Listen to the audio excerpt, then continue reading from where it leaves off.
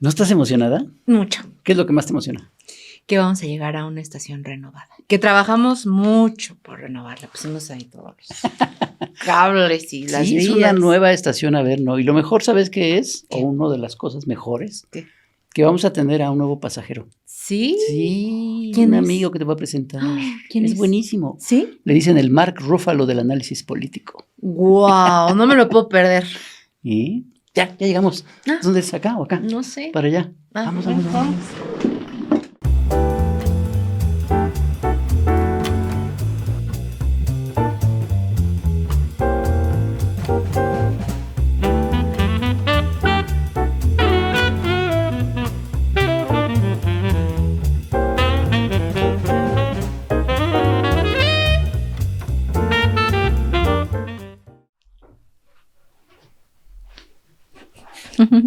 ¿Qué tal? Ya me agarraron aquí madreándome al Lito. Bienvenidas y bienvenidos a la nueva estación Averno, nueva temporada. Carolina de Nova, qué gusto que estés aquí. Igualmente, estoy muy contenta. ¿Por qué estás muy contenta? Porque te golpeaste. No es cierto. No es cierto. Aquí no estamos a favor de la violencia ni haciendo apología como otros medios de comunicación. No, porque aparte nos van a llamar autoritarios, represores, violentos y priistas. Exacto, peor. Lo que es un priista, la definición perfecta de priista. Pero yo sé por qué estás muy contenta. A ver, ¿por qué? Porque en esta nueva temporada de Estación Averno nos acompaña Héctor Alejandro Quintanar. El contento y honrado soy yo. Va a ser una aventura extraordinaria y me da mucho gusto ser parte de ella y estar aquí en el equipo que va a justificar la solicitud que hizo Alito de protección, porque aquí lo vamos a censurar. Oigan, pues ese es el tema. Yo creo que lo que pasó hace justamente 8 días, fíjense que hace 8 días estábamos reunidos de Nova, Héctor Alejandro y un servidor, planeando esta nueva temporada, cuando nos llegó la noticia de que se estaban agarrando a golpes y no sabíamos qué, y empezamos a ver. Esto que pasó hace exactamente una semana, pues yo no tengo la menor duda de que son los estertores del PRI, ¿no? Un partido realmente que fue importantísimo, fue el partido más importante en el mundo, ¿no? Llegó a ser comparado con el Partido Comunista de la Unión Soviética, como bien dijo Mario Vargas Llosa, era la dictadura perfecta, ¿no? Yo creo que a lo largo de toda su historia nace dentro del poder, tiene cosas realmente nefastas, tiene cosas importantes que me parece que hay que reconocer. Básicamente, creo yo que el pacto social que establece en esta época de un estado de bienestar y del desarrollo estabilizador fue importante y le dio muchas cosas importantes al país, ¿no? La seguridad social, derechos laborales, en fin, muchas cosas que hay que reconocer. Pero eso terminó hace muchísimos años. Y al par de ello, pues fue un partido sumamente represor, ¿no? Con gobiernos muy represores, al principio gobiernos militares, después gobiernos civiles, pero muy, muy represores. Bueno, sabemos de Díaz Ordaz, de Echeverría, la Guerra Sucia. Funcionaba como una especie de padre proveedor, pero muy autoritario, y que castigaba a sus hijos. Pero con la llegada del modelo neoliberal y los Chicago Boys, encabezados por Salinas a fines de los 80s, pues ya ni siquiera se rompe el pacto social y ya ni siquiera es eso. Bueno, ya había llegado una época muy, muy corrupta con la famosa docena trágica de los sexenios de Echeverría y López Portillo, pero con De la Madrid y ya después con Salinas, pues ya ni siquiera ni hay pacto social, se mantiene la corrupción y aparte se desmantela totalmente el Estado. Y ya de plano siguen siendo estas facciones mafiosas, pero ya sin siquiera tener esa posibilidad de que haya realmente un gobierno que le interese poquitito la sociedad, ¿no? Y lo que hace Salinas es pues asociarse con el PAN, con la oposición, con la única oposición que había en ese momento, que es el PAN, porque realmente, como bien dijo Castillo Peraza, el presidente en su momento del PAN, le robó el proyecto económico, ¿no? Y entonces se aplica el neoliberalismo. Y entonces pierde todo ese poder que tenía y se vuelve realmente estas facciones. Cuando le da la presidencia al PAN, ya no tiene el poder de la presidencia y entonces salen estos cacicazgos, ¿no? En los estados con los gobernadores priistas. Y pasa algo que en la noticiera Teresa Rodríguez de la Vega apuntó, que me parece que es así fundamental.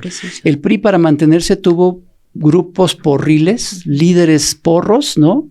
Que manejaban clientelarmente y que tenían sus cotos de poder, sus cacicazgos, pero eran menores, eran la base, pues. Ahora, un porro como esos está al frente del PRI, ¿no?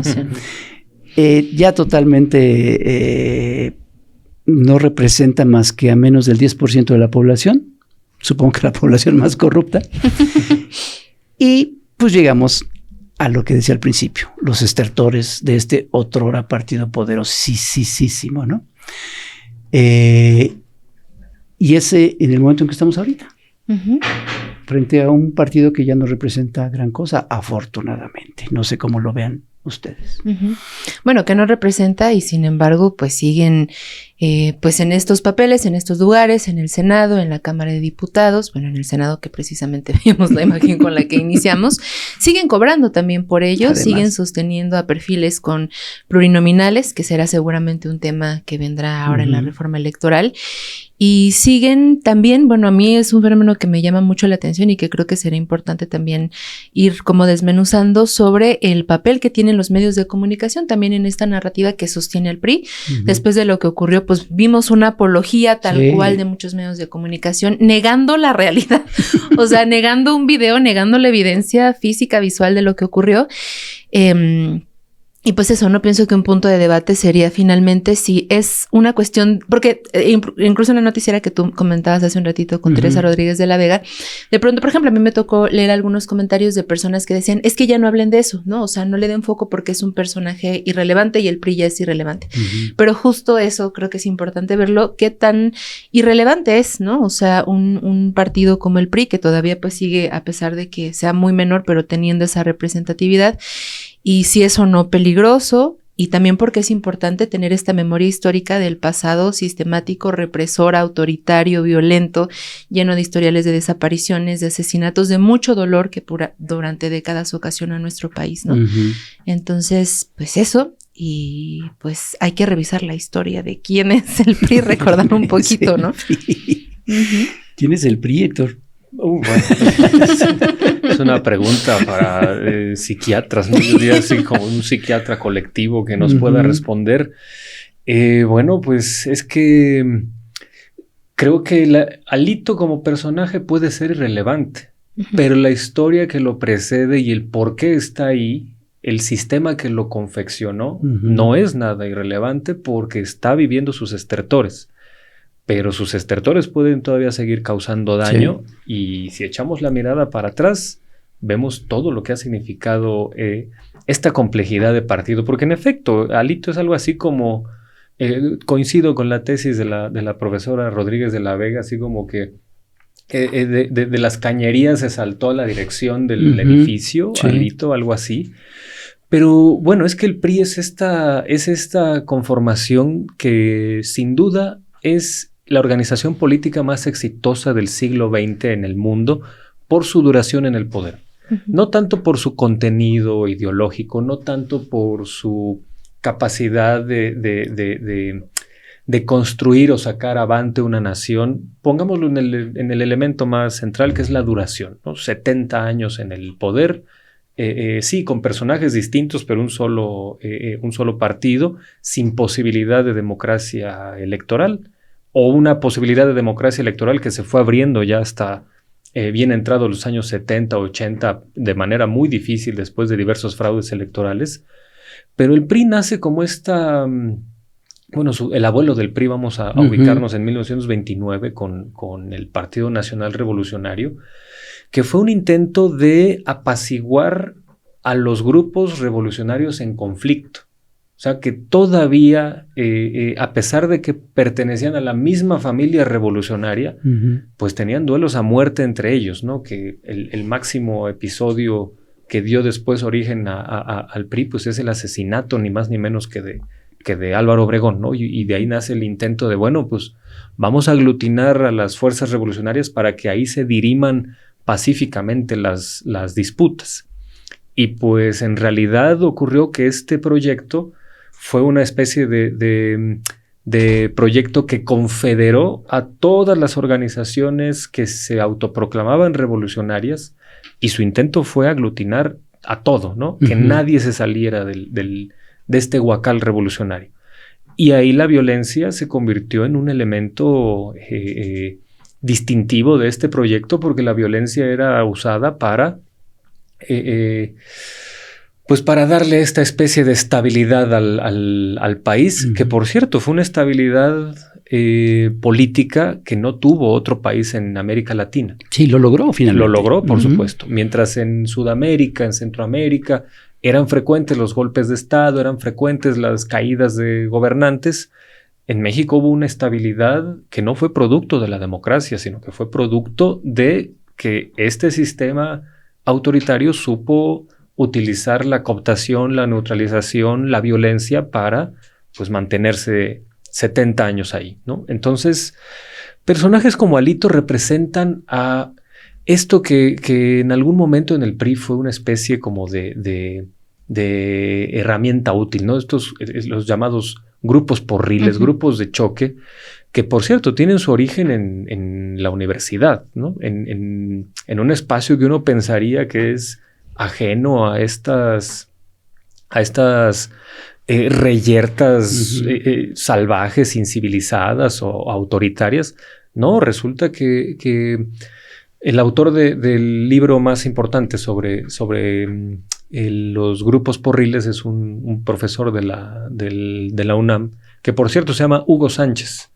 Hugo Sánchez Gudiño, es el pentapichichi académico. Entonces él tiene un libro que se llama así, Génesis, Desarrollo y Consolidación de los Grupos de Choque en la UNAM. Y él ubica su nacimiento en la década de los años 20, más o menos, cuando algunos rectores recurrían a pistoleros para tratar de guardar la disciplina en un momento, en una década muy difícil, muy convulsa políticamente, donde al final de esa década la UNAM logra su autonomía. Pero esta autonomía no es algo así como una gran consigna progresista de estudiantes de izquierdas que quieren una universidad plural. No, en realidad en ese momento la pluralidad y la autonomía era un intento de decir para muchos grupos universitarios de derechas, entre ellos Gómez Morín, a ver, la UNAM no tiene por qué ser parte del proyecto revolucionario, ¿no? Entonces es una disputa ahí entre revolucionarios y conservadores, y esa efervescencia ideológica política fue la que hizo que algunas autoridades pensaran que era necesario tener pistoleros, ¿no? Hay guaruras que guardaran la disciplina en la institución, y poco después se convirtieron en un bastión, estos grupos se convirtieron en un bastión político. Y de ahí pues ya se empezaron a tener estos grupos de choque en los partidos, bueno, en el PRI, ¿no? En el gran partido político en México, que es algo muy similar a lo que hacen los partidos de extrema derecha en Europa, que suelen ir a sacar a sus militantes o a sus golpeadores de las barras bravas de los equipos de fútbol, ¿no? Así como el Real Madrid tiene esta barra que se llama Ultra Sur, que es de fascistas desquiciados ahí que cada 15 días van ahí a los partidos del Real Madrid a tratar de buscar reyerta, gresca y bronca y agredir a los contrarios, o les avientan plátanos a los jugadores de origen africano ahí en el estadio, y que cada 15 días cantan el himno fascista español, Cara al Sol. De ahí los grupos, yo me imagino que Vox ha de estar ahí reclutando militantes y gente de ahí. Pues algo parecido pasa en México en aquella época. De hecho, era al revés, ¿no? Las porras de los equipos iban al PRI a reclutar porros. Sí, de hecho los porros se llaman así por eso, porque los sacaban de la porra de los equipos de fútbol americano de la UNAM y del Poli, si no mal recuerdo. Sí, los Pumas y los Burros. Así es. Entonces, esto es un apéndice nada más de la historia. Dentro del PRI como tal, sin asomarnos a la historia de la universidad, vamos a encontrar estos grupos, actores políticos que vieron en la violencia algo como algo identitario, algo parte del partido, ¿no? El intento era neutralizar a cualquier oposición. Y la vía de neutralización podía ser o la cooptación o el ninguneo, pero también la violencia. Es decir, no es algo ajeno a la esencia del partido, aunque su origen fuera esta idea de vamos a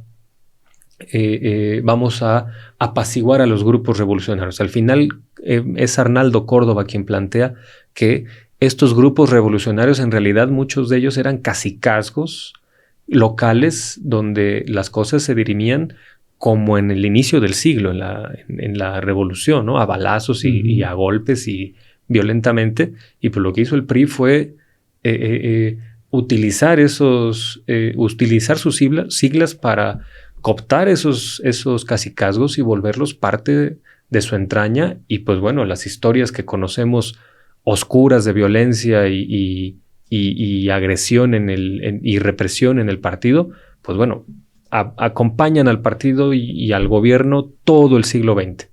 Todo el siglo XX, no solo durante la época de la Guerra Fría, ¿no? Que es cuando mayor represión hay, la Guerra Sucia. No, todo el siglo XX está ahí. Y ya estos episodios de violencia que se ve desde en recintos legislativos, pues bueno, como que ya eso fue digamos, tampoco es nuevo, ¿no? Se cuenta la leyenda que en el inicio del siglo XX los diputados llegaban armados, ¿no? Llegaban con pistola. Y que eso poco a poco se fue apaciguando por la idea de dar una imagen de un país institucional y demás. Pero no, pues estos conflictos, así como el que encabezó Alito, siempre han existido, ¿no? Aunque ahora lo más interesante, y ya con esto voy cerrando, no sé si recuerden, fue en 2011 más o menos, 2011 que hubo una trifulca entre priistas, o sea, son poquitos, se pelean. Hubo una trifulca entre priistas que un tipo que precisamente apodaban al dipu-hooligan, el dipu-porro, Cristian Vargas, que era un personajillo ahí, era mastín de este otro sujeto impresentable que fue dirigente del PRI en la Ciudad de México, tratante de blancas, Cuauhtémoc Gutiérrez de la Torre. Uno de sus perros falderos, uno de sus porros era Cristian Vargas, un diputado famoso por camorrero, porque rompía vidrios en la Cámara de Diputados, y que una vez en una trifulca dentro de su grupo, el de Cuauhtémoc Gutiérrez, con el grupo de Rosario Guerra, en ese entonces me parece que era diputada también ella, ¿no? Pero pues evidentemente ella era distante a este grupo y la agredieron físicamente, la golpearon y sale la foto inmediata después es la del dipu-hooligan con toda la cara vendada así como momia, acusando que era Rosario Guerra como Fabiruchis. Como Fabiruchis, exactamente. No, más bien como momia, ¿sí? Porque no se le veía toda la cara vendada. Y bueno, entonces hoy, digamos, lo novedoso está en que a quien agredió un priista porril fue al presidente del Senado, ni más ni menos. Y aparte aparece el aparato mediático ya no ocultando la realidad, sino distorsionándola a tal grado que le echa la culpa al agredido, ¿no? Evolucionamos del hoy fue un día soleado de Jacobo Zabludowski en el 2 de octubre del 68, ocultando un hecho. Ahora, a pesar de que todos vemos cómo Alito es el agresor de Fernández Noroña, resulta que no, que el agredido es Alito y hasta tiene que buscar protección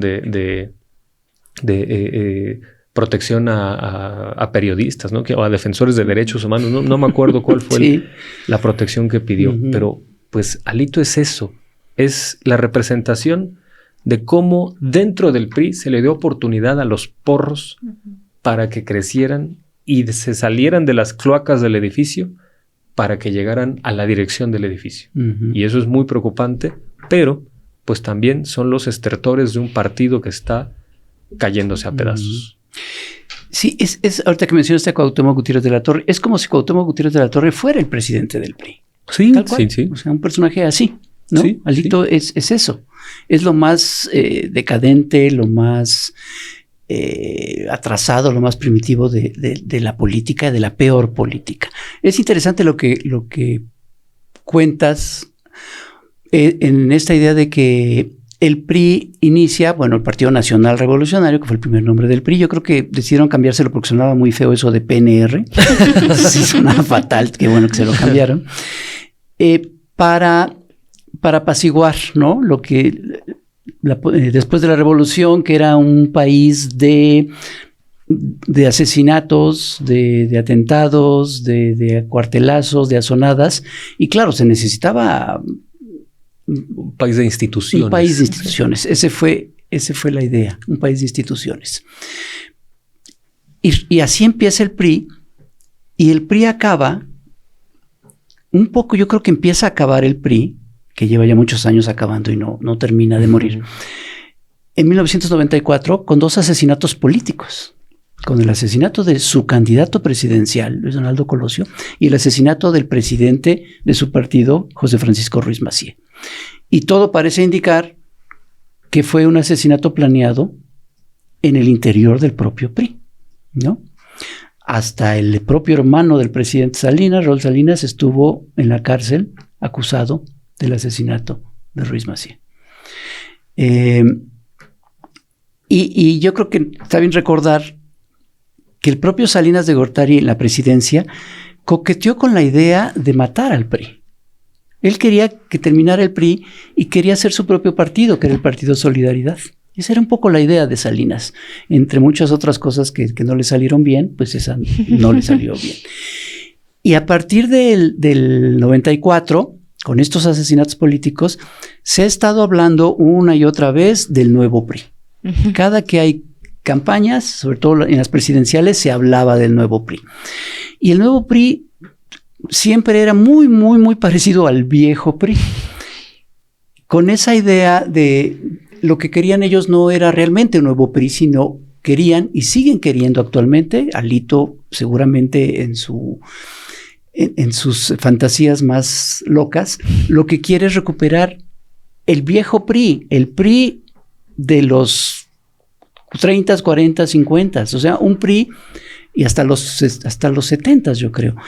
Un PRI que, como bien decías, estaba en todos lados, ¿no? O sea, un PRI que abarcaba todo, abarcaba toda la política. No solo era el partido de Estado que había nacido en el poder, desde el poder y para mantener el poder, sino que realmente abarcaba todo. Abarcaba la sociedad, abarcaba todo lo que era el ejercicio de la política, el ejercicio del poder. Y se decía que pues, todos de alguna manera teníamos un priista dentro, ¿no? Entonces ahí es donde se crearon toda una serie de lógicas, ¿no? El tapado, la cargada, el dedazo, todas las frases famosas de famosos priistas, ¿no? El que se mueve no sale en la foto, un político pobre, ¿no? Un político pobre es un pobre político. La moral es un árbol de moras o sirve para una chingada. Exactamente. Personajes como Fidel Velázquez, o sea, hay todo un bestiario impresionante. Un zoológico fantástico. De cómo el PRI controlaba absolutamente todo, incluyendo a los partidos de oposición. Había una oposición que le decían la oposición, el PAN era la oposición fiel, leal era la palabra, la oposición leal, y había otros 2 partidos que de plano eran paraestatales, eran unas cosas ahí realmente ridículas, que eran el Partido Auténtico de la Revolución Mexicana y el Partido Popular Socialista. ¿Sí? El PAN y el PPS, que cada 6 años sin faltar se adherían a la campaña del candidato del PRI. Llegando al colmo en 1976 de que solamente hubo un candidato a la presidencia, porque el PAN no presentó candidato, que fue José López Portillo. Y obviamente ganó. Con el voto de su mamá. Entonces, realmente es una historia impresionante. Tú tenías un dato, ¿no? Del Partido Comunista Chino. Sí, el PRI es un partido de Estado. Esto también hay que dejarlo claro. Voy a dar el dato porque está interesante luego damos la definición porque me parece importante por todas las equivocaciones que se siguen diciendo hoy en el debate público. El dato es que en algún momento el PRI llegó a tener más afiliados que el Partido Comunista Soviético y que el Partido Comunista Chino en el siglo XX. Y que 1 de cada 5 mexicanos de algún modo estaba afiliado al PRI, no necesariamente por la voluntad de ir a credencializarte, sino porque pues la afiliación era un mecanismo para movilidad social, o porque si trabajabas en algún espacio te decía, pues trabajas aquí, a fuerza te tienes que afiliar, etc. O sea, no era una cuestión necesariamente voluntaria. Pero sea como haya sido esta afiliación, el PRI llegó a tener pues ese papel, ¿no?, preponderante a nivel global, donde los soviéticos y los chinos veían con envidia al PRI, ¿no? Bueno, el PRI llegó a ser un modelo político en el mundo. O sea, políticos brasileños, Ernesto Geisel, por ejemplo, tenía la idea de, bueno, hay que mandar a gente de nosotros a que vaya a México a estudiar el fenómeno del PRI, porque pues parece ser un fenómeno deseable, puede ser algo que quizá nosotros como brasileños necesitemos para estabilizar al país, etc. En Estados Unidos, por ejemplo, siempre vieron al modelo político del PRI como un modelo deseable. O sea, decían, bueno, México, a diferencia de América Latina, es un sistema con mucha estabilidad. Y eso le dio a México, en esta parte también del PRI compleja, donde hubo también un proyecto de nación que no era propiamente priista, sino que era de la revolución y que rebasaba al partido, pero pues que mucho tiempo fue uno de los orientadores ideológicos del partido, pues sí le dio margen de maniobra esta estabilidad excepcional en la región para mirar a Estados Unidos con cierta capacidad de negociación, bastante limitada si se quiere, pero muy distinta a la del resto de América Latina, ¿no? Entonces, pues sí fue el PRI un partido de Estado. Uno a veces escucha hoy precisamente en estas épocas que dicen, es que Morena es el nuevo PRI porque es el viejo partido hegemónico. El PRI no fue hegemónico nunca. El PRI fue partido de Estado, que es todavía más abarcador. Porque la hegemonía, como lo plantea Gramsci, la hegemonía nace del convencimiento de la sociedad. O sea, hay hegemonía cuando sociedad y gobierno comparten sentido común, comparten valores, si se quiere decir de este modo, pero de un modo recíproco. O sea, el pensamiento de la sociedad se parece al pensamiento del gobierno y el pensamiento del gobierno se parece al de la sociedad, porque entre ambos se retroalimentan. O sea, no es algo necesariamente negativo, pues, sino como que una visión compartida de mundo, que no es unilateral, sino que se nutre de ida y vuelta. ¿El PRI cuándo fue eso? El PRI no gozaba del convencimiento social, el PRI gozaba del silencio social. El PRI gozaba de la idea de que la sociedad no quería meterse en política, decía, siempre va a ganar el mismo, a mí que me importa, etc. Y además contaba con otra cosa, que era un partido de Estado. Un partido de Estado, los partidos políticos tradicionales son los que nacen desde la sociedad para tratar de alcanzar el poder. El partido de Estado es lo contrario, es un partido que nace desde el poder para mantenerlo. Y los ejemplos clásicos de un partido de Estado son el Partido Comunista Soviético y el Partido Revolucionario, el PNR, pues el Partido Nacional Revolucionario. Porque nace cuando ya está en la cúspide del poder para, necesitamos un proyecto, una organización que nos ayude a mantenernos aquí.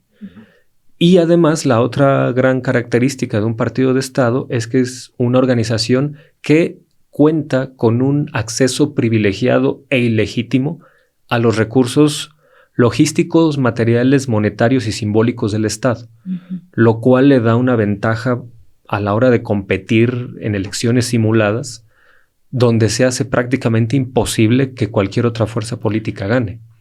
Entonces, hoy cuando nos dicen, es que el PRI, Morena, hoy sí es un partido que fue el PRI. Exactamente. Porque cuando Morena nace exactamente de lo contrario. Morena nace oponiéndose a un intento autoritario de exclusión antidemocrática, que fue el desafuero de López Obrador.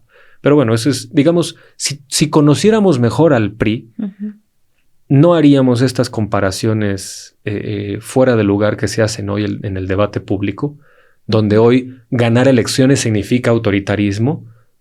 Perdón. Dijo Alito que no recuerdo exactamente cómo fue la frase, pero que era una dictadura a través de las urnas. Dictadura de urnas. Así dijo. Sí. Pues no es una dictadura que nació de las urnas. Sí, wow. Sí, pues no está muy diferente a los supuestos intelectuales de las derechas que dicen cosas muy parecidas. ¿No? Bueno, pero decirle intelectual a Alito. Pues es que ese es el asunto. Yo creo que sí andan ahí. En el todos somos Alito, yo creo que sí los envuelve. Es que durante muchos años el PRI, durante décadas, el PRI fue todo. En el PRI cabía todo. Cabía la izquierda, incluso cabía en el PRI. Bueno, cabía un estado de bienestar en algún momento, sí. ¿No? Pero básicamente era un partido de derecha. Sí, pues. Y represor, autoritario y de derecha.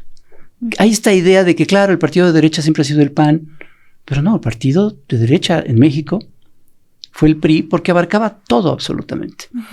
Y ahora ya las lógicas cambiaron. Cambiaron desde hace ya bastantes años, por lo menos 7. Y el discurso del PRI, el discurso de Alito y la narrativa que manejan no tiene nada que ver con Es tiempo de mujeres, por ejemplo, ¿no? ¿Tú cómo ves eso, Carolina? Tú que eres muy joven, tú que eres muy jovencita. Y ves esto de un partido tan poderoso que fue hace muchos años y verlo como, no como una amenaza, yo no creo que lo sea de ninguna manera, pero sí como el dinosaurio que está dando esos coletazos de algo que fue enorme. Realmente representó mucho ante lo que estamos viviendo estos días. Yo creo que es, como decía hace un momento, como ofensivo también que se usen términos que antes sí implicaban vidas humanas, ¿no? A mí me gustaría regresar también un poquito a no solamente como ya lo que hemos hablado del papel político, de la profundidad también como sistemática del PRI, sino porque estoy pensando, por ejemplo, en las imágenes que estamos viendo atrás de todos, pero vemos, por ejemplo, esta foto que nombraron como foto maldita de algunos gobernadores priistas, ¿no? Y el pensar, por ejemplo, en estos gobiernos que todavía tienen una deuda importante, a nivel de estado y también federal, por ejemplo, a César Duarte, a Javier Duarte, a otros que están apareciendo también en la pantalla, y que fueron, eso sí, hechos de represión, ¿no? Donde habían persecución a periodistas, asesinatos a periodistas, y también, por ejemplo, en esta deuda que todavía está pendiente y que precisamente en este sexenio también se le ha cuestionado a la presidenta Claudia Sheinbaum y al expresidente Andrés Manuel López Obrador, que lo estamos viendo precisamente en la fotografía. Ay, sí, qué foto. Sobre, por ejemplo, eventos como Aguas Blancas, como Acteal, como Ayotzinapa mismo también, ¿no? O sea, esta deuda que pues sigue existiendo todavía, no nada más en un sentido como moral, sino también penal, todas estas deudas que todavía existen, ¿no? Sí creo que es como muy, muy ofensivo el hecho de que hoy se intente voltear y usar las mismas definiciones que sí existían y que hay mucha documentación para hablar de esta represión, del autoritarismo, de la persecución, y poniéndolo en este gobierno. No es porque, es lo que hemos dicho antes también, ¿no? No es que no hayan cosas que puedan criticarse. Podrían hacer como oposición muchas críticas a muchas cosas, ¿no? Sin embargo, es como una canción que repiten una y otra vez con los mismos argumentos, hablando de represión y de autoritarismo, ¿no? Cuando son unos cinicazos. Pero también, bueno, lo que decías también pienso, y hace rato que también lo decía Héctor Alejandro Quintanar, como de esta labor casi también pedagógica que hizo Andrés Manuel López Obrador en estos nuevos, bueno, desde este sexenio pasado, para evidenciar precisamente quién era el PRI, ¿no? O sea, y quién eran estos personajes. Ahorita las frases que ustedes dijeron, como el de la moral, ¿cómo era? La moral es un árbol de moras o sirve para una chingada, que es del cacique sanluisino Gonzalo N. Santos. Esa frase, por ejemplo. Que es como el antecesor de Fidel Velázquez, ¿no? Exacto, sería como un Fidel Velázquez sanluisino. Como el dinosaurio anterior a Fidel Velázquez. Y que era una labor pedagógica. Yo siento que ahora la presidenta Claudia Sheinbaum, precisamente al exhibirlo, porque también, ¿no? Pues está en esta posición de que le preguntan a la mandataria. Se ha referido, por ejemplo, a este caso de Alito Moreno porque le han preguntado. Y exhibe la hipocresía, exhibe en la propia mañanera el decir, pues es que tienen todos los micrófonos abiertos. O sea, ¿cuál dictadura es la que 24/7 tienen también los espacios de las mesas de análisis de los medios hegemónicos? Tienen las primeras planas del Reforma, del Universal. Con mentiras. Con mentiras, además.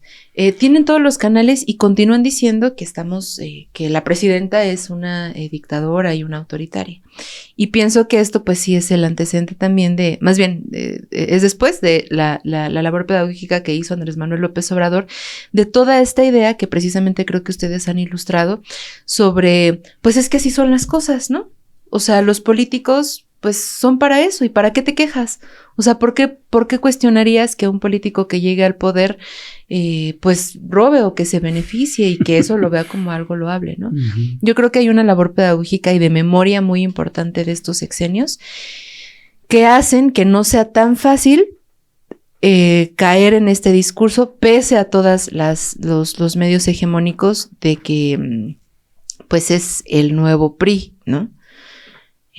Pero, pues no sé. Pero ¿cómo ven esta?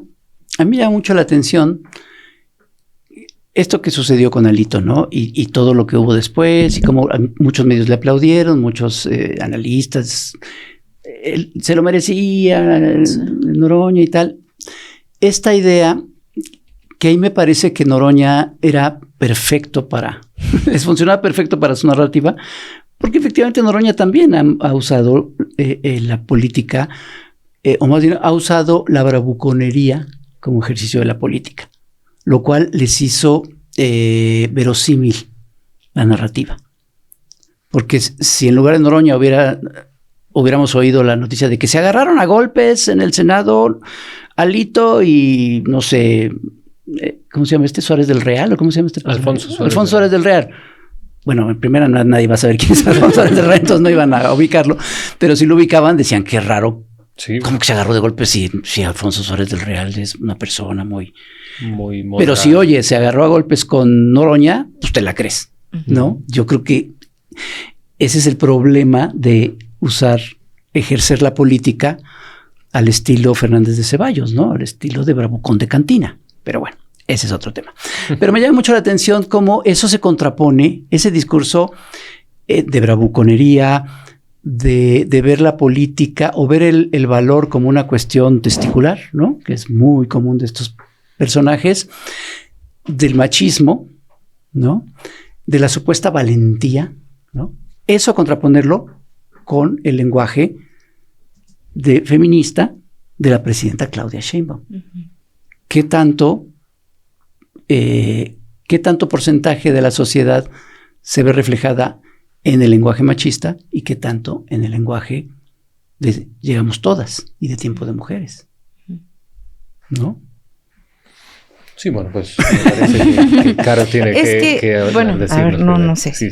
Digo, yo supongo que como las encuestas, 80%. Es que, bueno, según mi percepción, también hay mucha manipulación precisamente, casi que sí, propagandística, ¿no? Que justifica este acto.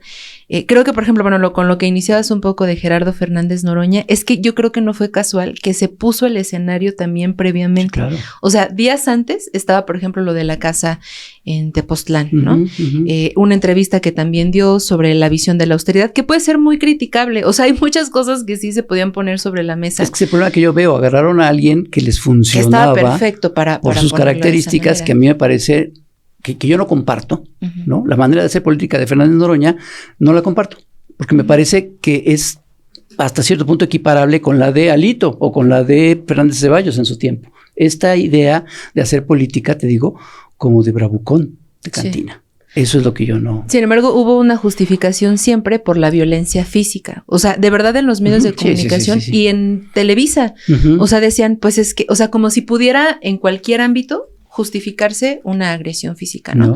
No sé si tenga que ver tanto con un discurso como tal feminista, pues, pero pienso que la visión de la presidenta Claudia Sheinbaum siempre ha sido pacifista en ese sentido. Y de no responder impulsivamente, o sea, lo hemos visto un ejemplo muy, creo que yo pertinente, por ejemplo, con estas intenciones también bravuconas de Donald Trump y la presidenta Claudia Sheinbaum, claro, una y otra vez es cabeza fría, ¿no? Y ataques ad hominem también a la presidenta, todos los días, desde todos los lugares, llamándola sin pruebas, narcopresidenta, ¿no? Las campañas, viendo a una Lili Téllez hablando eso, o sea, refiriéndose a su persona, sin ningún tipo de prueba, eso, lanzando ofensas, criticándola incluso en materia física, ¿no? Bueno, o sea, de su físico, pues alguna vez emitió unos mensajes refiriéndose a su físico, Lili Téllez.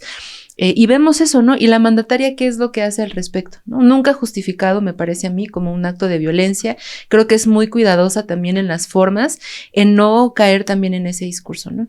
No sé cuántas personas se sientan identificadas. Yo creo que, bueno, si fueran la mayoría, Alito hubiera juntado más de 50 en el... Claro. ¿Dónde fue en el Ángel? No, ¿verdad? No se atrevió. Sí, creo que sí, ¿no?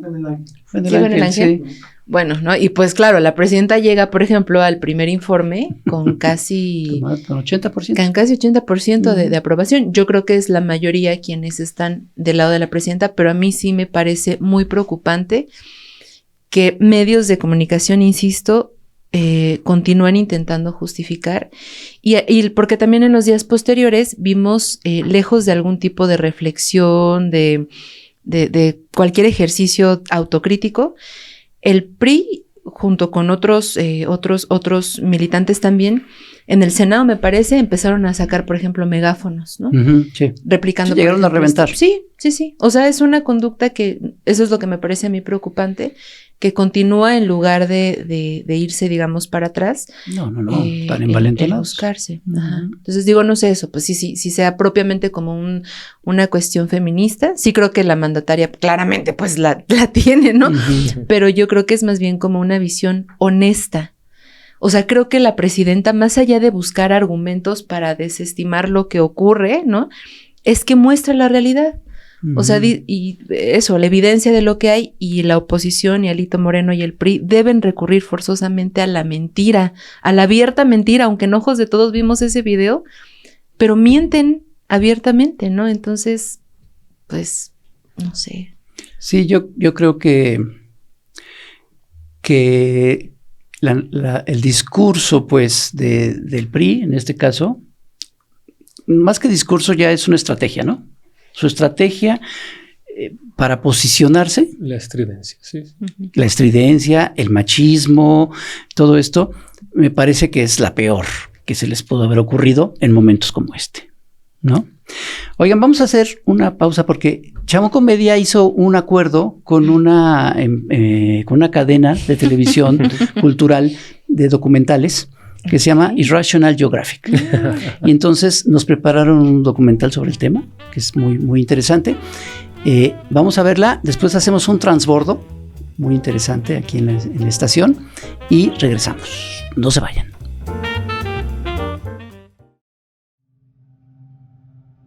En el año 2025 de nuestra era, durante el proceso civilizatorio conocido como Tiempo de Mujeres, habita un espécimen primitivo y violento, el Alitopithecus.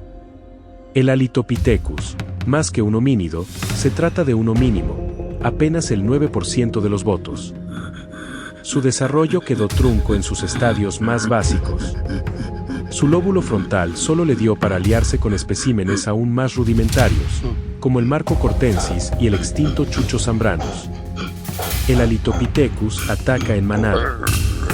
El precario desarrollo de su corteza cerebral le provoca alucinaciones. Lo que él ve como verguizas salvajes, no pasan de pleitos de cantina. Todo indica que el Alitopithecus es el último espécimen de la era ya superada conocida como Pricámbrico tardío, pero hay fuertes indicios de que su eventual extinción esté siendo retrasada por la intervención de otra tribu primitiva, los monrealenses.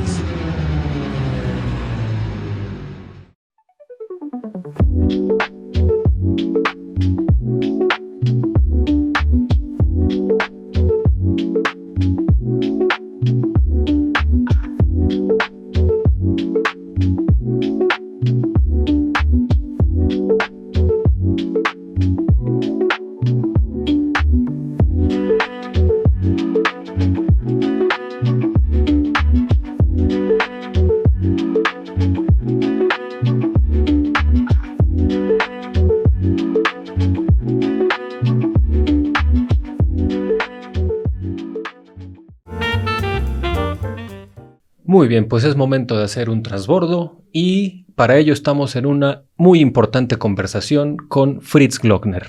Nos encontramos para profundizar sobre este tema del cual él es especialista, que es la guerra sucia y el PRI.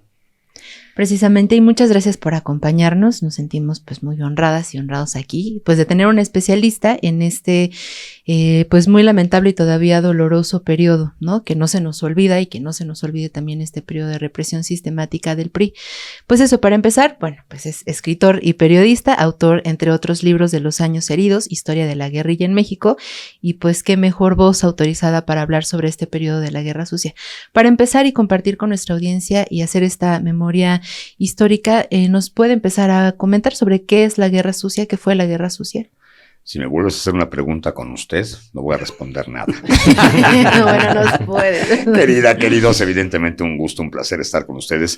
Qué feo que se diga que soy especialista de esto de la guerra sucia, la guerra de baja intensidad. Además ya no se le llama la guerra sucia, ¿no?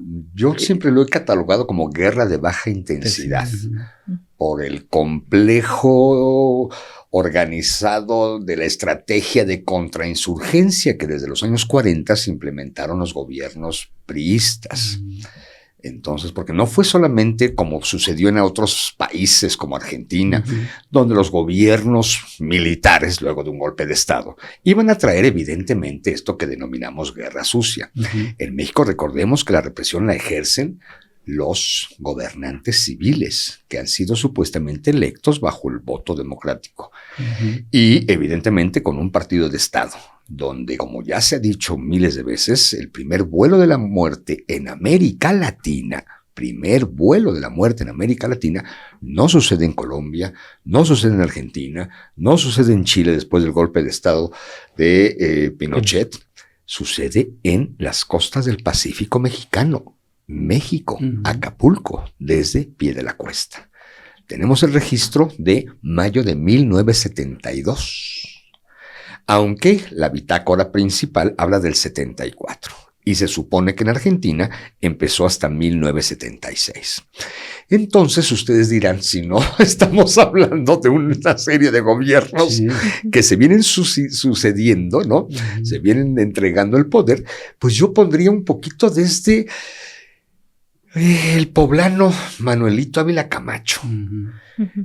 Yo creo que realmente como sistema de represión empieza con el último de los generales revolucionarios, don Manuel Ávila Camacho, presidente de este país de 1940 a 1946, y después evidentemente viene toda la estrategia maléfica de un cachorro de la revolución, como sabemos que fue Miguel Alemán, presidente del 46 al 52, que es el que funda en 1947 la famosísima y muy temible organización llamada Dirección Federal de Seguridad, que siempre he dicho que fue como un FBI a la CONASUPO.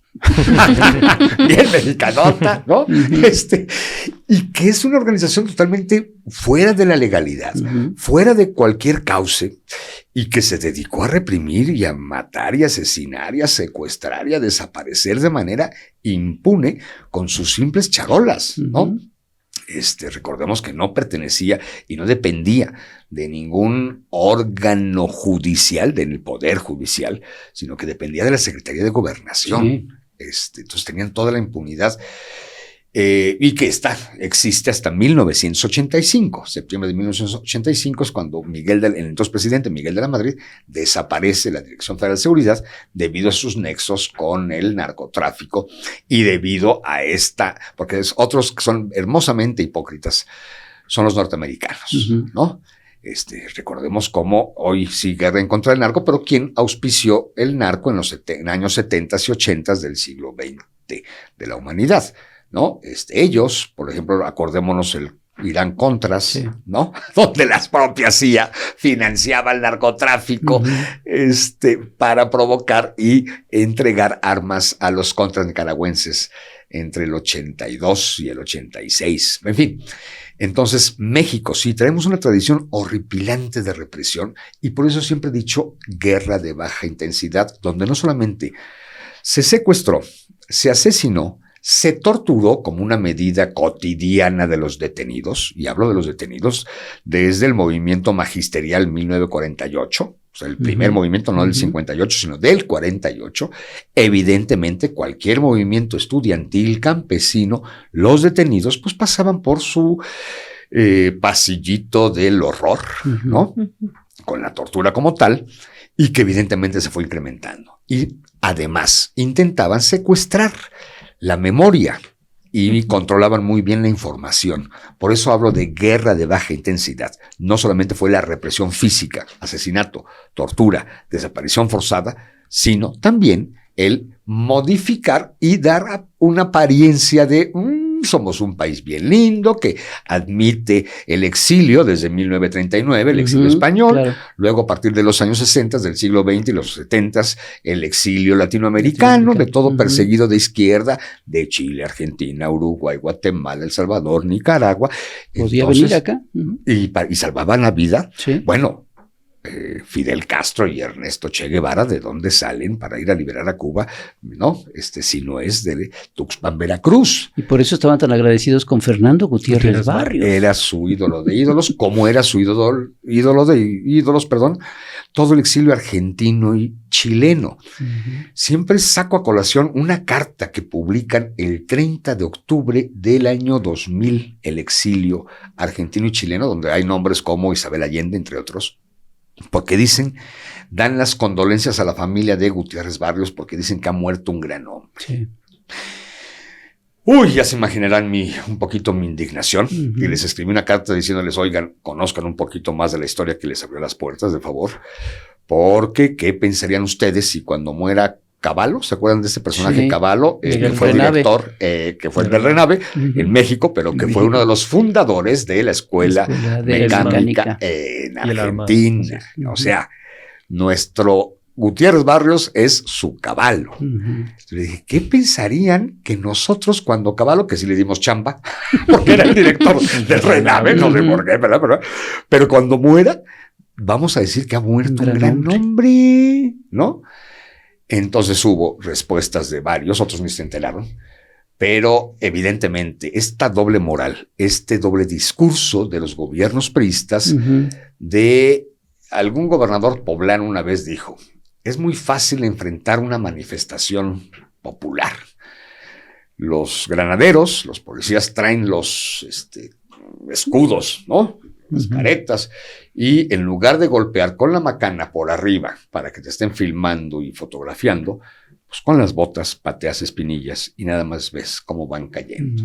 La simulación del horror, digamos. Y somos un país, para mi gusto, especialista en América Latina de haber generado y construido y fabricado los adobes de un enorme museo del horror. El PRI fue muchas cosas. Ahorita mencionaste una que podría ser uno de los lados amables del PRI, que fue esta política exterior, ¿no? Hacia afuera, ¿no? Candil de la calle. Otra cosa que yo podría hablar bien del PRI, entre comillas, bueno, no entre comillas, fue el pacto social que hicieron, que sí representó muchas cosas muy importantes para la sociedad mexicana. Pero hay una cara terrible que del PRI, o hay muchas caras terribles del PRI, la represión, la corrupción, muchas cosas. Estas caras horribles, esta represión que se vivió durante la guerra de baja intensidad, ¿tú crees que era necesaria para este PRI, para este partido de Estado, represor, corrupto, y también con su lado del pacto social? ¿Era algo necesario? ¿Tú crees que ellos lo pensaban como algo necesario? Ellos sí lo pensaban como algo necesario. Yo como historiador, a partir de la reflexión del presente sobre el pasado, creo que era una esquizofrenia estúpida. Y era esta intencionalidad de que no exista la más mínima voz discordante al discurso que quiero generar sobre la estabilidad económica, política, social, sexual, existencial. Pues el control absoluto. Exactamente. Y que nadie se le ocurra que se le pare un pelo, por favor, ¿no? A ver, híjole, recordemos que en México se prohibió el rock. Entre septiembre de 1971, la compañera es muy joven, que tal vez no sabía que el rock se prohibió en México. No podías ir a un concierto de rock entre septiembre de 1971 a octubre de 1982, que es cuando Queen hace una gira por México y no viene al entonces Distrito Federal, hoy Ciudad de México, va a Monterrey Puebla. Y a Puebla, ¿ok? Pero ahí es cuando se rompe este dique de que los chavos de los 70s, ir a un concierto de rock era delito. El rock se tocaba en hoyos funkis. Son datos históricos que de pronto dices, por favor, entérense. ¿Qué tanto fue la represión del PRI como censurar el arte musical del rock? O sea, no estamos hablando de... ¿Sí me explico? De cosas subversivas. Era subversivo el rock. Para ellos era subversivo, Esta coletita era subversiva. Tú no eras subversivo. No, compañero. Yo no era subversivo. Nunca lo he sido. Yo fui subversivo, ya me reformé. No, ya bueno. Entonces, ¿qué pasa? Obviamente, para mi gusto, era el exceso del autoritarismo y del pegar sobre el escritorio de una manera, para mi visión como tal, exagerada, porque deseaban evidentemente el control de lo absoluto. Ubiquemos cómo la Dirección Federal de Seguridad tenía informantes por todas partes, tenía ojos y oídos en muchos sitios, no porque tuviera un gran ejército de agentes, que no era tanto, sino que sabían corromper o comprar o darle un billete de 20 pesos al del gas, ¿no? En esos años tu cilindro de gas era obligatorio, no es que llegara el gas por como la modernidad. Y esos personajes pues entran a tu casa, o el del agua, o el lechero. O sea, son estos oficios o profesiones que permites entrar a tu casa y entonces le soltaban un varo. Los meseros eran perfectamente de, ahí está desayunando perenganito con su tanito, por favor, te acercas y escuchas, y porque evidentemente las grabadoras pues no eran como hoy, ¿verdad? Las cámaras menos, hablo de los años 50, 60, por ejemplo, pero entonces tenían un hermoso control de lo social y evidentemente exageraban en la represión, que para mi gusto era innecesario, pero era esta manera de ver que ya no eran revolucionarios, no eran generales, como sucedió en los 50s y en los 60s, tanto gobernador militar, el presidente. En el caso de hasta Ávila Camacho. Hasta Ávila Camacho. Pero de los 50, 60 hubo un madral de gobernadores generales con este autoritarismo. Raúl Caballero Aburto para el caso de Guerrero, para el caso de Chihuahua, al que le toca el asalto al cuartel Madera 23 de septiembre de 1985, el general, se me acaba de ir el avión, ahorita me regresará, espero que vuelva a aterrizar, aunque yo tengo mi micro AIFA aquí. Y eran gobernadores que actuaban con un autoritarismo porque eran generales, estaban acostumbrados a tronar los dedos y ordenar y decidir, ¿me explico? Y la presidencia, aunque no era ya militar, pero seguía siendo la voz de quien mandaba, incluso asesinando o prohibiendo durante 11 años el rock en México. Y bueno, a mí me interesa mucho esta complejidad del PRI. Ya estamos en este momento desentrañándolo desde dentro, pero también la mirada externa me parece interesante. Se dice que en México la Guerra Fría es la Guerra Sucia, ¿no? Que estaba atravesado todo la segunda mitad del siglo XX por este contexto de la Guerra Fría y que en México se vivió de una manera muy particular porque aquí no hubo un golpe de Estado como en Argentina, como sí lo hubo en Chile, como el primero de todos que fue en Guatemala en 54. Aquí, sin embargo, como dice Lorenzo Meyer, fue un anticomunismo discreto, que en vez de ser un anticomunismo de Estado, fue de guerra de baja intensidad, ¿no? Así como que para darnos ante el exterior esta faceta de que somos muy diferentes a los gobiernos represores de militares de América Latina. Sin embargo, creo que la situación es mucho más compleja.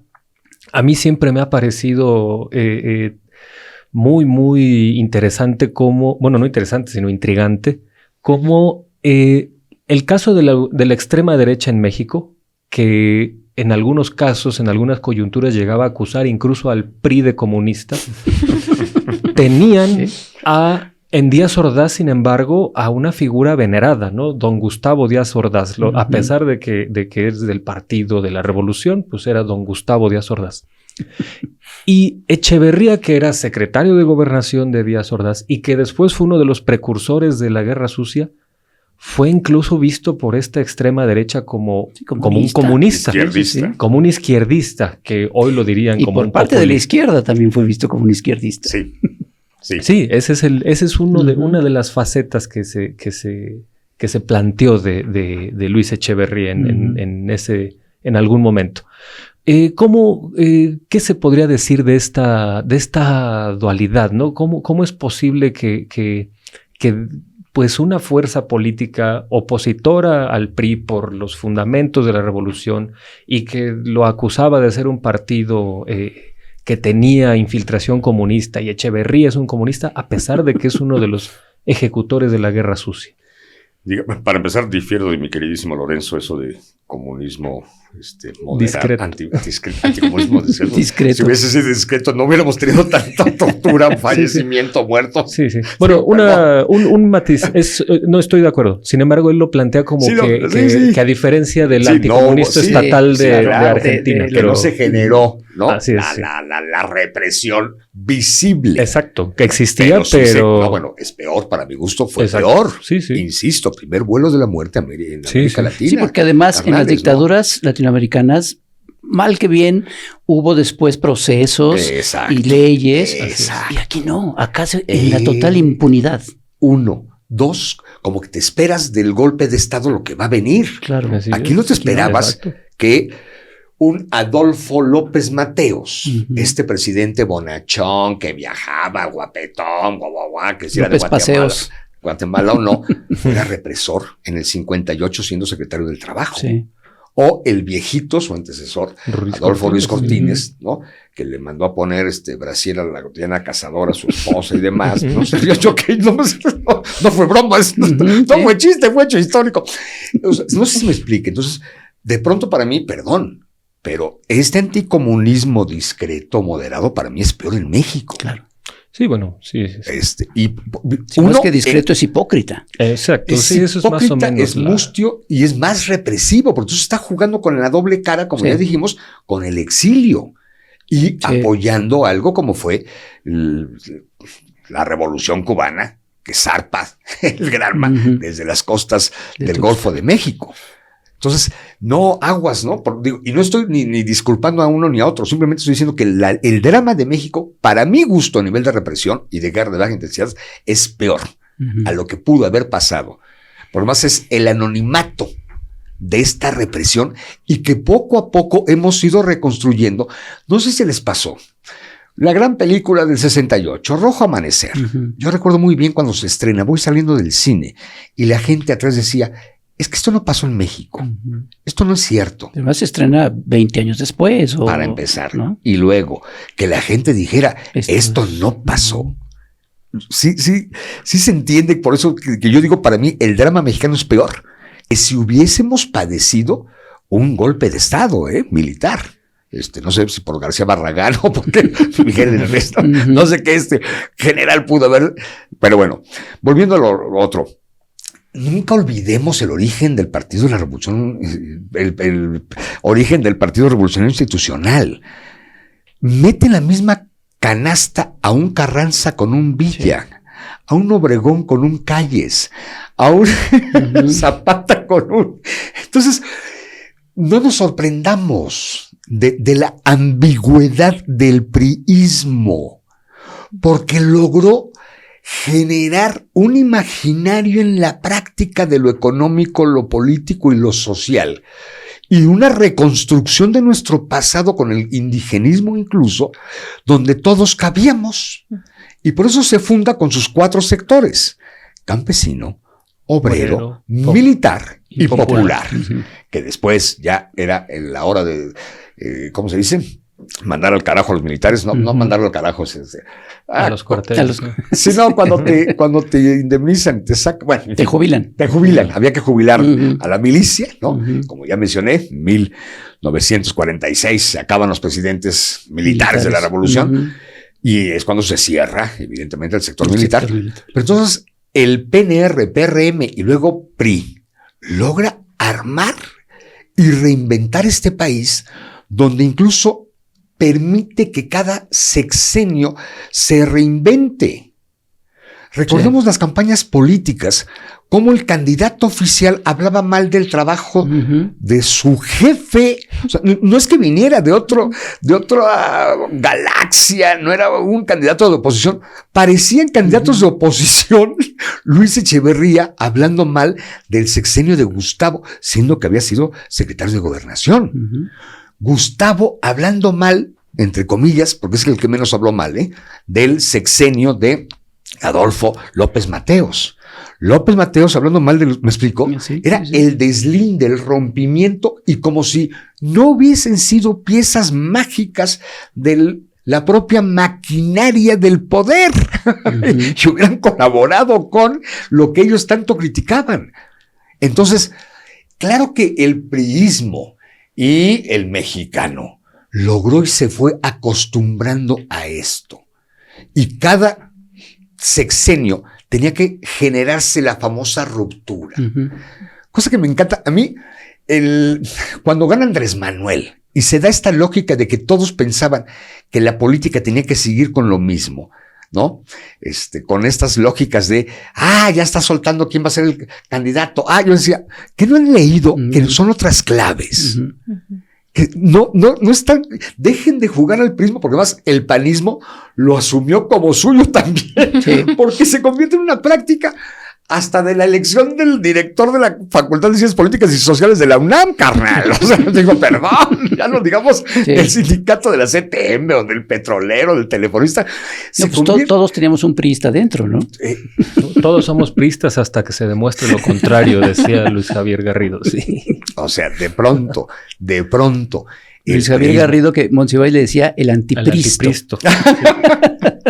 De pronto te conviertes en una, ¿qué diría yo? En una cultura, en una ideología, en una costumbre, no sé, pero el prismo se convierte en eso, en una parte integral del proceder del mexicano.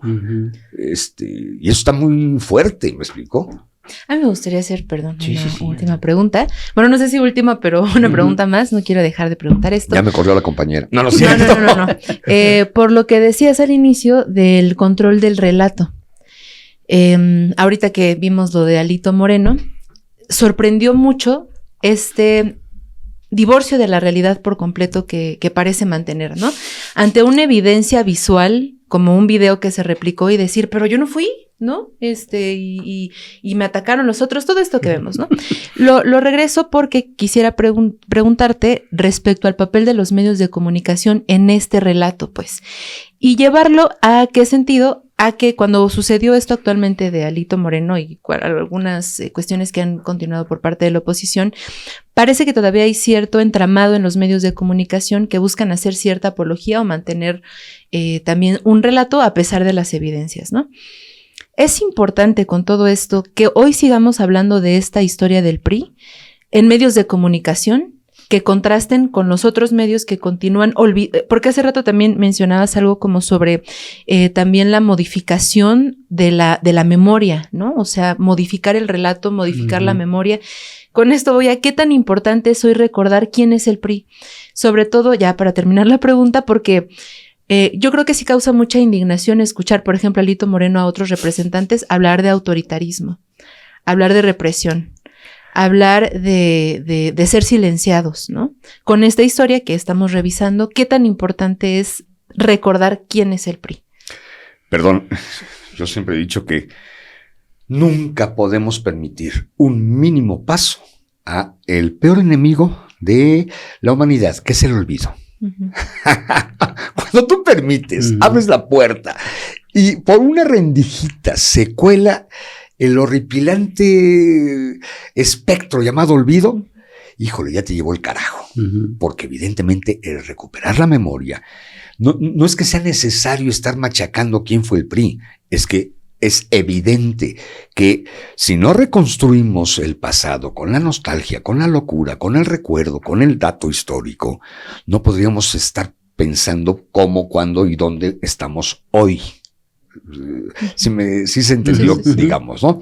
No estoy de acuerdo con esta frase trillada y hasta panfletaria de todo pueblo que no conoce su pasado está condenado a repetir los errores del pasado. Me da mucha flojera esa locura que no fue ni Juan Brom, ni fue sino es, para mi gusto, tiene que ver con, sí, todo individuo o bien toda sociedad que no cuenta con el rescate de la nostalgia, de la memoria, de la historia, está condenado a cultivar pesadillas. Eso sí me queda claro. Más que repetir los errores del pasado. Entonces, por supuesto que es importantísimo traer todos los hechos. Alito Moreno salía con es que hace rato decíamos cinismo, no es cinismo, es mendicidad, es un mendigo.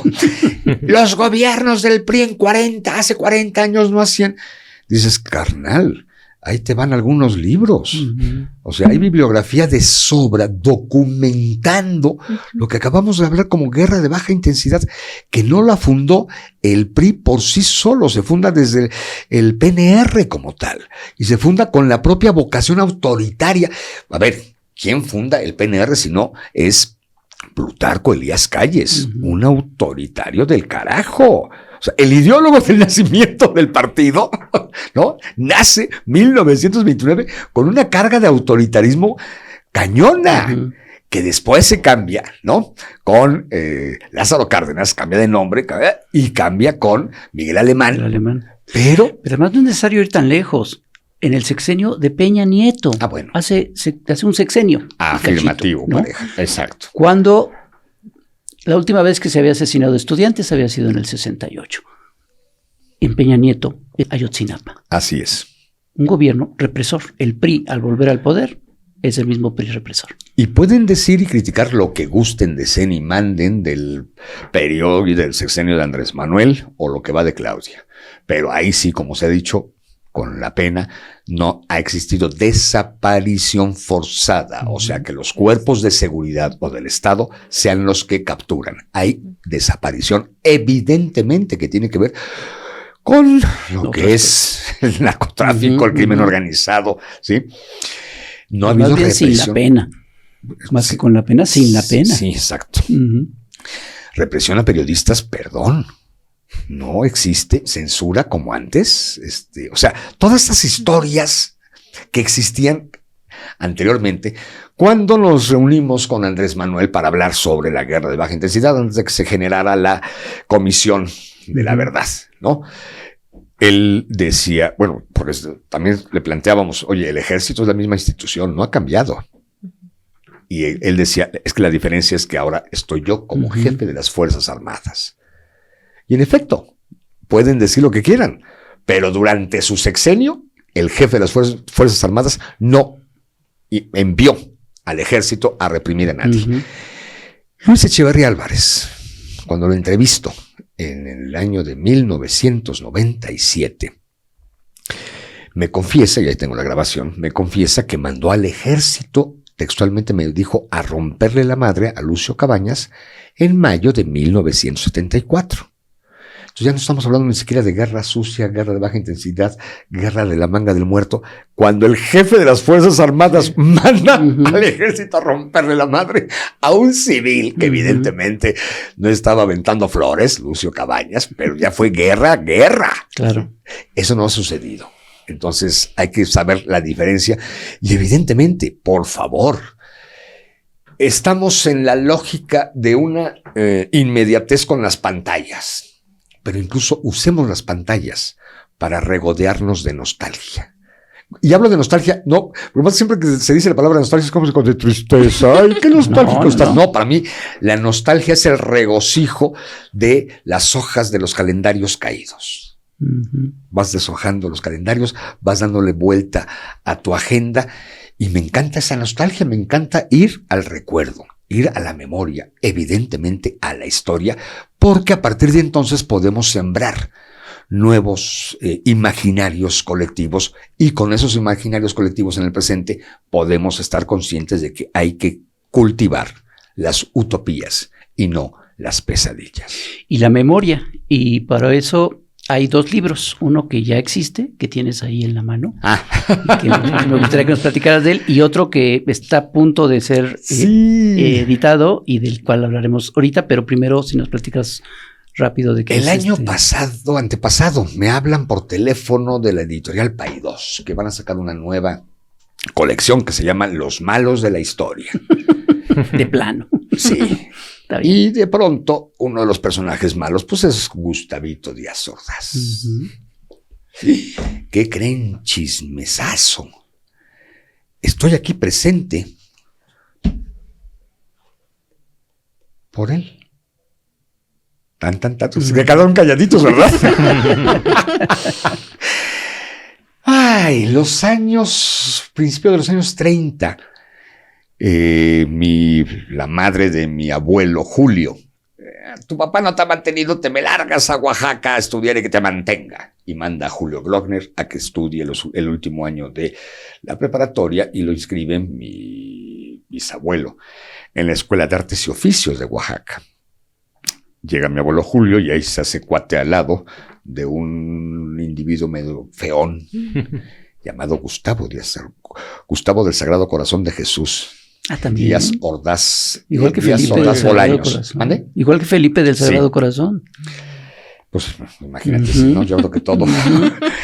Y se hacen cuates al grado de que pertenecen al equipo de básquetbol. Así es. Los Cronos. Así es.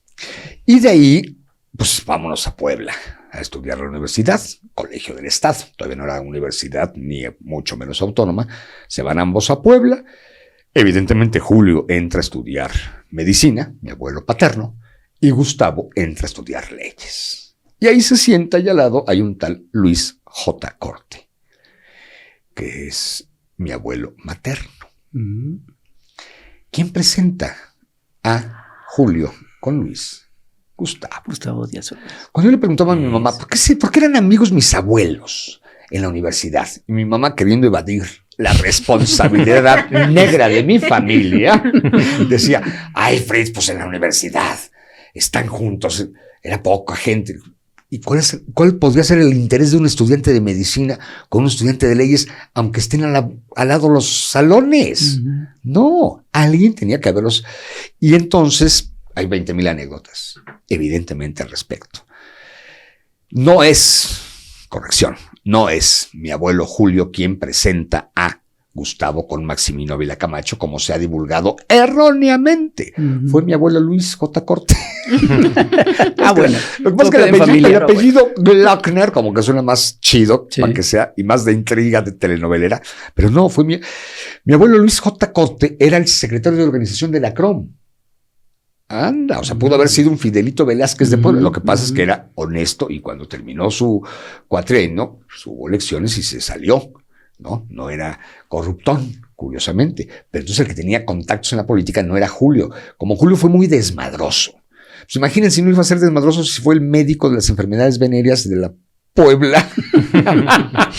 En fin, la gracia es que con todas estas anécdotas me proponen que yo sea el autor de libro. De ese malo de la historia. Y dije, va. Y luego dije, güey, ¿cómo aceptas? Cuando escribes una biografía, estás pensando en colocarte en sus zapatos, o en su disfraz, o ya peor, tantito en su piel, ¿no? ¿Y cómo hago? ¿Y cómo tomo distancia? ¿Y a qué le juego al haber aceptado esta chamba, esta historiográfica, crónica? Y entonces utilicé 2 elementos. La almohada y el espejo. ¿Qué es la almohada? El objeto en el cual reposa tu subconsciente, carnal. Y si en lugar de torturarte a ti, colocándote cables en aquellas partes hermosas e íntimas para que hables, interrogaron tu almohada Imagínate lo que no podría contar tu almohada. Sí. Ya lo digamos al psicoanalista, a la gente de la extinta Dirección Federal de Seguridad. ¿Y qué es el espejo sino esta reflexión que hacemos de ¡tarán! Aquí estoy. Hoy me veo re feo, cabrón. Ay, como que no. Y si me ponen atrás a Gustavo, yo soy peor. No, te ves bien. Sí, ¿verdad? Comparado, pues ya. Y entonces es jugar con crear al personaje histórico. No era poblano, era de Oaxaca. Lo demuestro. Uh-huh. En fin, ¿no? Que hay una anécdota muy, muy buena que era la campaña para la presidencia y en Tehuacán había una pinta que decía Tehuacán con Díaz Ordaz. Uh-huh. Y una persona la ve y dice, ¿a qué sabrá esa chingadera? Afirmativo, pareja. Incluso conocí al autor de la frase porque era un estudiante al que se le ocurrió. Bueno, la gracia es que juego y meto parte de las leyendas urbanas familiares. Porque evidentemente a la casa de mis abuelos llegaban tarjetas de Navidad. Obvio. Uh-huh. Todo diciembre de Palacio Nacional. En fin, no les cuento más. Todo es, mucha gente me ha dicho, pero es que tú como que quisiste terminar haciendo una novela. No. Es historia. Uh-huh. O sea, aquí no hay un dato falso. Incluso el final. El final es, para mí me encanta. El final se titula Las fuentes que Gustavo no logró borrar. Uh-huh. El final es verdadero, es cierto, no es verdadero, perdón, es cierto. Sí sucede lo que estoy contando en este final. Le sucede a mi esposa Cecilia Márquez. Entonces léanlo y ya me contarán. Sí, ya unos cuantos más. Ya próximamente estará en todas las librerías. No, ya está. Próximamente. Perfecto, ya está. La semana pasada está. Y hay otro proyecto del cual hablaremos después. Ay, sí, pero damos un adelanto o no. ¿Nos damos un microadelanto? No. Pues a ver, un microadelanto. Tú que eres el coordinador de ese proyecto editorial. Microadelanto es la maravilla de... Precisamente tenemos la posibilidad, yo como escritor, como investigador, obviamente yo pienso en libro. Nunca estoy pensando en la traducción o en la adaptación a otros medios. Tengo la suerte, la fortuna de que mi libro, mi novela Cementerio de Papel se convirtió en película. Uh-huh. Voy a hacer otro comercial, perdón por andar de egocéntrico. Mi libro, Los Años Heridos, se convirtió en serie, que ya están en 2 capítulos, y este año, a fin de año, salen los siguientes 5 capítulos que ya se terminaron de filmar. Y de pronto aquí los adorados chamucos me salen con... si nos aventamos una novela gráfica, por supuesto que sí, porque son los diferentes lenguajes donde el objetivo es eso, la memoria. Batallas contra el olvido. Memoria herida se va a llamar. Así son es. Las historias en novela gráfica de la Guerra Sucia. Y me parece un otro género hermoso y para está insistir. A punto de irse a la editorial. Fritz, muchísimas gracias. No, por favor, el agradecido como siempre soy yo. Gracias a ustedes. Para mí, cuando salen con su jalada, es un placer tener al improvisado. No jodan, el placer es de uno de estar con ustedes y compartir estas locuras. El placer es de todos. Sí. Eso. Pues vamos a una pausa y regresamos en Estación Averno. Café de chamuco. En la taza. Espérame. ¿Ya me veo? Oye, está buenísimo este café, ¿eh? Ah, ¿sí? ¿Sabes por qué? ¿Por qué? Porque lo estás tomando en una taza del chamuco.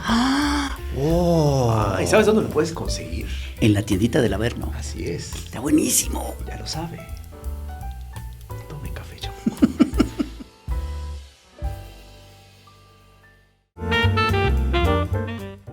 Ya estamos de vuelta. Muchas gracias por permanecer con nosotras y con nosotros en esta Estación Averno, que estrena su segunda temporada.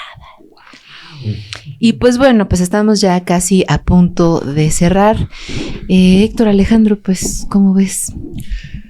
Bueno, pues es un tema que da para mucho. Esperemos sean efectivamente los estertores del PRI y que Alito sea pronto un amargo recuerdo del folclore político mexicano y que todas las prácticas que él representa pues ya no se reproduzcan en este país.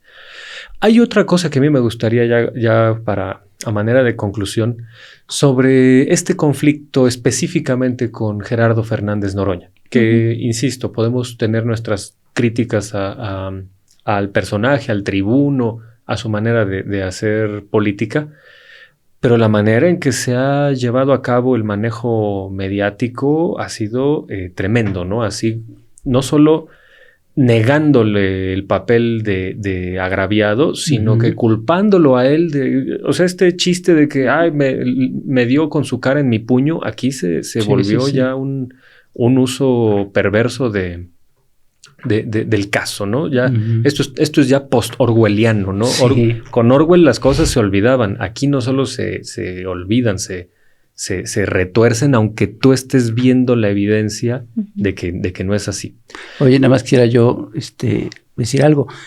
Hace un momento decía, el personaje que es Fernández Noroña les ayudó perfectamente para la narrativa. De ninguna manera estoy diciendo ni que se lo merecían, ni que él es el culpable, ni mucho menos. No, por supuesto. ¿No? Pero sí era un personaje que les funcionaba. Sí, claro. Fue funcional y eso incluso explica esta campaña que hay en su contra, ¿no? De la casa y todas estas cosas, ¿no? Así Nada más es. No, así es. Y además yo creo que si los priistas hicieron esto de manera calculada, deliberada, organizada, pues yo creo que sí dijeron, ¿qué personaje nos da para hacer esto? Pues Fernández Noroña, ¿no? Entonces, yo lo que diría es que también este manejo mediático, pues también tiene que ver con algo que inició hace 20 años, que es este grupo de los obradoristas y los que siguen los feligreses de este Mesías tropical son un peligro para México, por lo tanto, lo que se les haga es correcto y está bien.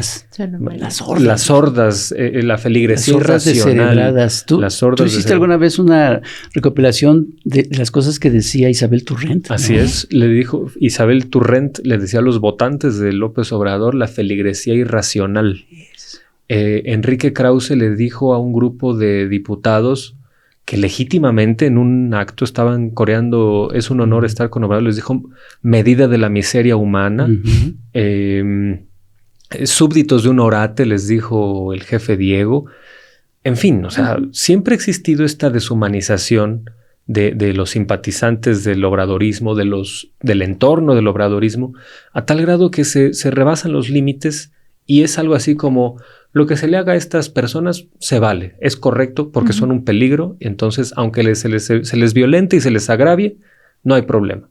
Y pienso yo en lo que ocurrió cuando en el 2006, en las protestas del fraude electoral de aquel año, hubo este acto que se llamó el Expo Fraude, donde varios artistas intelectuales llevaron obras, piezas, reflexiones, pues para cuestionar los resultados de aquella elección y cómo el IFE hizo un muy mal trabajo en ese momento, y se expusieron ahí en Bellas Artes y en el hemiciclo a Juárez.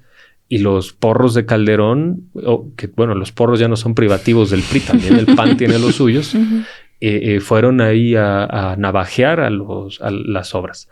O una actriz en Guadalajara que hizo un performance para protestar por el fraude de ese año, y la gente la empezó a agredir en la calle, ¿no? Y los periódicos, en vez de hacer escarnio de los agresores, pues decían, pues como que esta se lo buscó, ¿no? Y bueno, hasta cosas como el hijo menor de López Obrador, a quien agreden los políticos de PRI, PAN y sus voceros oficiales u oficiosos desde que tiene 4 años. Sí. Y no me refiero solamente a que hay un troll anónimo de internet está poniéndole apodo. No, ya lo hizo la señora Lourdes Mendoza, justificando un apodo ridículo a un adolescente que no tiene nada que ver con la política. O algo similar hizo estas revistas que se las dan de exquisitas y varitas, ilustradas, educadas, como Letras Libres.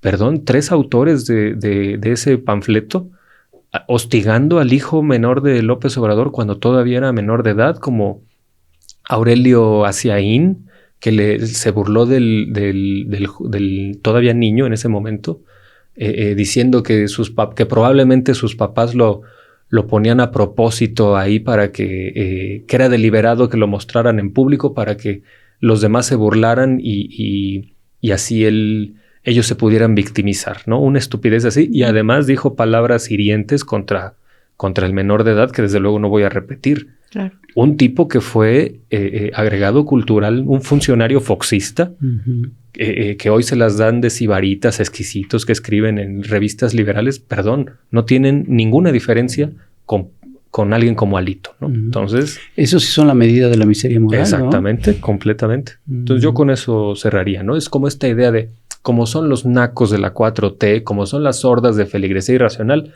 como son los Fernández Noroñas, sí se vale hacerles lo que les hizo Alito.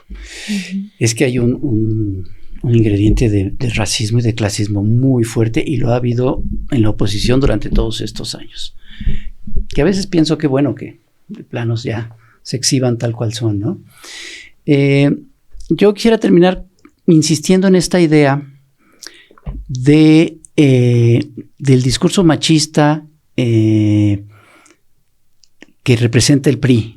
Este PRI muy venido a menos, estos coletazos del dinosaurio, pero ya también un dinosaurio ya muy ya moribundo, pues, que lleva muchos años ya muriendo y no acaba de morir. Yo espero que para la próxima elección pierda su registro, ojalá, porque de verdad es que representa lo peor de la política. Me llamaron mucho la atención unas imágenes, a ver si podemos ver la imagen cuando sube Alito Moreno a tribuna, cuando están cantando el himno, y empieza a Fernández Noroña, y bueno, pues Fernández Noroña le dice, ahorita no, estamos cantando el himno, y Alito empieza a fijarse que van llegando todos pues sus porros, pues, ¿no? Sus guaruras, sus porros, que le empiezan a acompañar, y ve cómo llega, no voy a recordar ahorita los nombres, ¿cómo se llama? Carlos Mancilla. Mancilla, el líder de las juventudes priistas, ¿no? Miren, hay un momento, ahí llega Moreira, pero ya volteó a ver que ya llegó Mancilla también, y entonces dice, ok, cuando ya se aseguró de que ya lo rodearon todos sus adláteres, entonces es cuando dice, me espero, y una vez que acabó el himno, se lanza. En una actitud que a mí me parece muy claro, pues, que era perfectamente planeado, ¿no? Sí. Ahora sí que una acción concertada, ¿no? Sí, sí. Como la famosa del 94. Sí, concertaciones. Y otro video que es una especie de pues, rueda de prensa, supongo que hizo el PRI momentos después. La actitud que tiene, vean la actitud de Mancilla, que es el que está en la extrema derecha, sí, obviamente. Con las manos en las bolsas, con esa actitud de porro, auténticamente de ampón, pues, sí, porril, pues. Del guarura de Levita, como decía Óscar Chávez, ¿no? Sí, es una cosa impresionante. Y a mí me parece que lo que esto representa en lenguaje, en actitudes, en la manera de hacer política, es exactamente lo que ya no es aceptable en este México. Y me da mucho gusto, y es lo que mencionaba hace un momento, que esto se confronte con la política que se está haciendo de parte del gobierno federal, específicamente de la presidenta Claudia Sheinbaum, que es todo lo contrario. O sea, el discurso por parte de Claudia Sheinbaum es todo lo contrario, y yo espero, y estoy casi convencido de que este tipo de manera de hacer política está muriendo al mismo tiempo que el PRI. Ojalá. Yo hago votos porque eso suceda y porque todas las lógicas del quehacer público en México que han ido cambiando, pues por fin ya le den un cerrojazo a todo lo que representa el PRI, ¿no? Y que el próximo año ya es, ¿o cuándo son las elecciones intermedias? No, ¿verdad? Hasta el 2027. En 2027 sí acudamos a la muerte por fin, de una vez por todas, de un partido que fue todo en este país, que tuvo sus cosas buenas, pero que a estas alturas ya representa lo más podrido y algo que no podemos aceptar como sociedad. Vimos en el 2012, cuando fue la última vez, espero, llegada del PRI al poder, vimos todavía de lo que es capaz. Uh-huh. Y yo estoy seguro que eso ya no va a volver a suceder nunca. Uh-huh.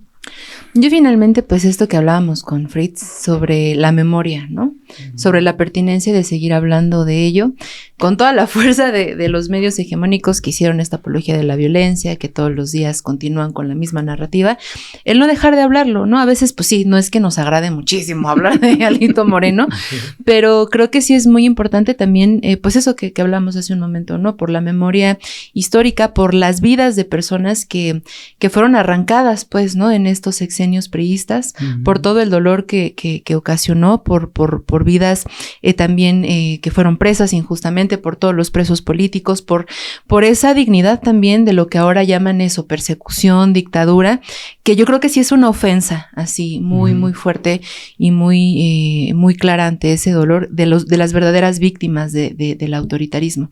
Y pues también porque creo que, bueno, si bien yo también hago votos porque ya termine el PRI, pero a mí me preocupa esta nueva reconfiguración de otros partidos, ¿no? Como Alessandra Rojo de la Vega, que busca ser una vocera, porque son los mismos principios que están sosteniendo sobre la mentira. Exacto, la mentira, la hipocresía, aunque se ponga el pañuelo morado, pues es contra los derechos de las mujeres, ¿no? Entonces, veíamos ahí a Claudio X González, por ejemplo, en esta manifestación, que usen la resistencia, ¿no?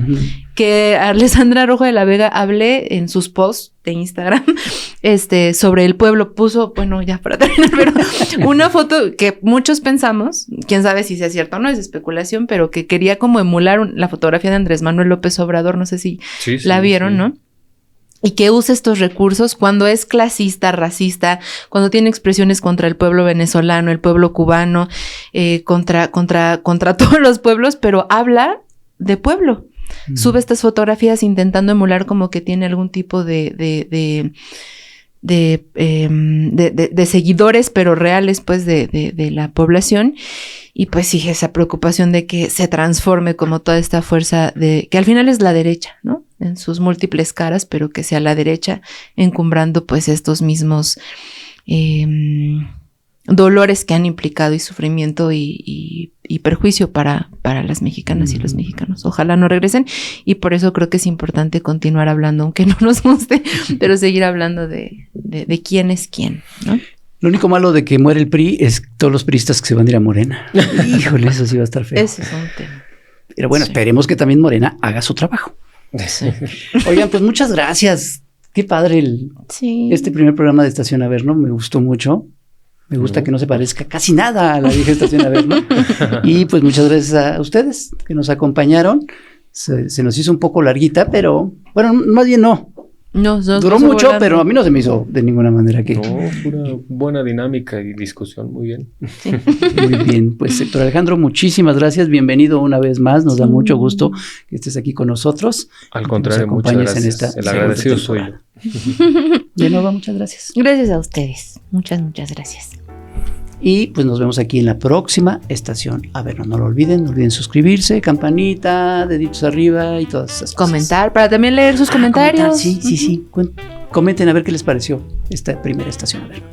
Bueno, pues nos vemos. Bye.